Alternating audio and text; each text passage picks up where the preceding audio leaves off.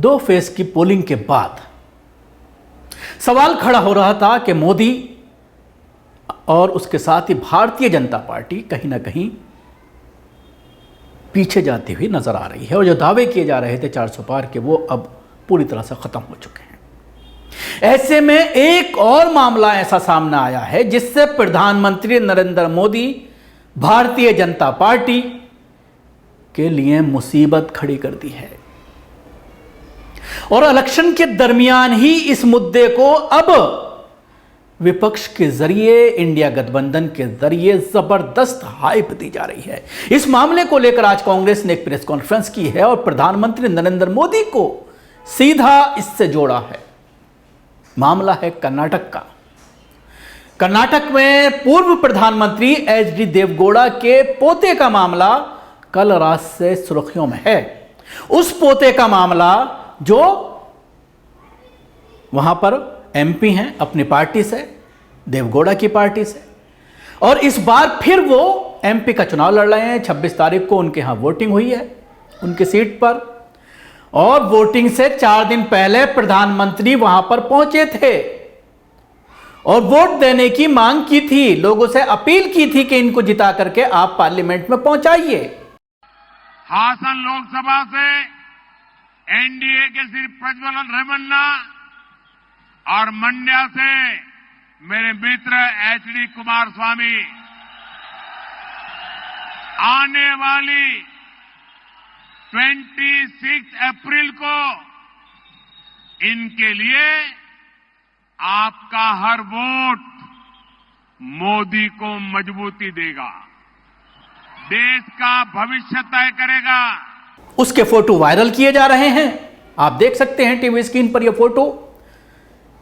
देवगौड़ा के पोते का यह फोटो है जो अब जर्मनी भाग गया है। पूरा मामला मैं आपको बताऊंगा और इसको लेकर के कई ट्वीट भी सामने आए हैं नेताओं के।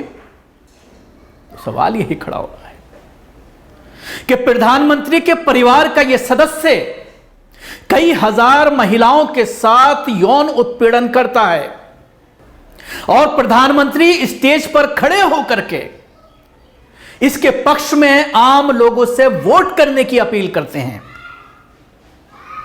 और ऐसा नहीं है कि यह मामला अचानक ही सुर्खियों में आया हो, बल्कि 1 साल पहले कुछ क्लिप्स को लेकर के इसके जरिए एक शख्स के ऊपर केस दर्ज किया गया था और यह आरोप लगाया गया था कि इसने मेरे खिलाफ गलत प्रोपेगेंडा यह कर रहा है, कुछ वीडियो मेरे खिलाफ फर्जी वीडियो सर्कुलेट कर कर मेरी छवि को नुकसान पहुंचा रहा है। उसको लेकर के एक एफआईआर दर्ज की गई थी। तो पहले से यह पूरा मामला था और मोदी का परिवार का यह सदस्य, पूर्व प्रधानमंत्री देवगौड़ा का पोता और पूर्व मुख्यमंत्री कर्नाटक का यह बेटा है जिसने अपने घर में काम करने वाली नौकरानी, सरकारी अधिकारियों की बच्चियां, बीवी, किसी को भी नहीं छोड़ा। 2700 से ज्यादा महिलाओं के साथ यौन उत्पीड़न की बात सामने आई है और मामला खुला है घर की एक नौकरानी जो उनकी पत्नी की रिश्तेदार भी थी, उसने एफआईआर दर्ज कराई और पूरा यह खुलासा सामने आया है।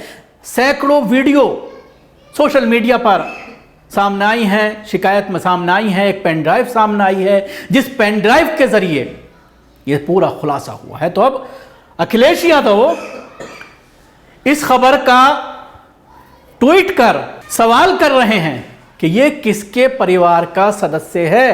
पूर्व प्रधानमंत्री देवगौड़ा के पोते और हसन से सांसद प्रज्वल रेवन्ना के जर्मनी भागने की पुष्टि हो गई है। रेवन्ना कल तड़के 3:35 पर लुफ्थांसा एयरलाइंस से बेंगलुरु से फ्रैंकफर्ट के लिए निकल गया था। यह सीधी उड़ान थी और बताया जा रहा है कि जर्मनी होते हुए यूरोप के किसी दूसरे शहर में वो जाकर के छुप गया है। हसन सीट से सांसद पूर्व पीएम के पोते रेवन्ना के करीब 1000 से भी ज्यादा फोन क्लिपिंग वायरल हैं। सूत्रों का कहना है कि कई वीडियो में बलपूर्वक हर उम्र की महिलाओं का शारीरिक शोषण करते हुए रिकॉर्डिंग है। बताया जा रहा है कि करीब 200 से अधिक ऐसी भयानक रिकॉर्डिंग है जिसने कर्नाटक में तहलका मचा दिया है। घर में काम करने वाली मेड से लेकर हाई प्रोफाइल महिलाएं हैं जिनका जबरन यौन शोषण करते रिकॉर्डिंग है। सूत्रों का कहना है कि रिकॉर्डिंग देखकर लगता है कि रेवन्ना खुद ही शायद ये सब रिकॉर्ड करता था। फिलहाल एसआईटी जांच शुरू हो चुकी है। कर्नाटक पुलिस की स्पेशल इन्वेस्टिगेशन टीम जांच में जुट गई है, लेकिन उसके पहले रेवन्ना विदेश भागने में कामयाब रहा है। एसआईटी उसके प्रत्यर्पण की तैयारी कर रही है ताकि भारत वापस लाकर इस मामले की जांच पूरी की जा सके। इसको लेकर के प्रियंका गांधी ने एक ट्वीट किया है। जिस नेता के कंधे पर हाथ रखकर पीएम फोटो खिंचवाते हैं, जिस नेता का चुनाव प्रचार करने 10 दिन पहले पीएम खुद जाते हैं, मंच पर उसकी प्रशंसा करते हैं, आज कर्नाटक का वो नेता देश से फरार है। उसके जघन्य अपराधों के बारे में सुनकर ही दिल दहल जाता है। सैकड़ों महिलाओं का जीवन जिसने तहस नहस कर डाला, मोदी जी क्या अब भी आप चुप रहेंगे? ओवैसी ने भी इसको लेकर के एक ट्वीट किया है। Campaign for NDA's Hassan candidate in Mysore.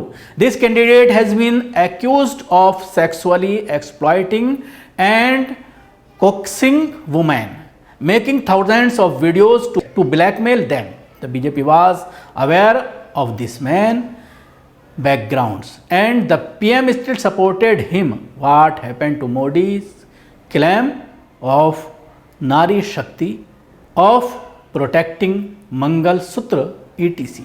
He has now reportedly fled India. Modi must apologize to India's daughters. Modi must explain why he chose political power over the dignity of India's daughter.